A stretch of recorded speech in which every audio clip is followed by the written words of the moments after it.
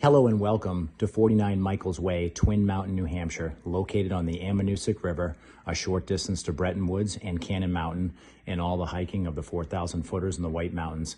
The purpose of this video is to show you how to use the wood-burning stove. There's wood inside the home. There's also additional wood here and more wood outside.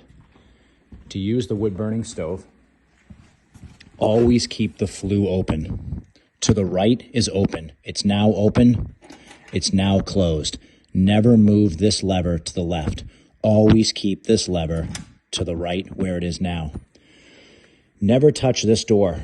Always keep this door closed. Start the fire from this door.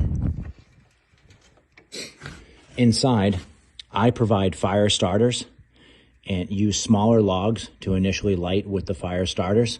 Once ignited, add more logs as there's coals established.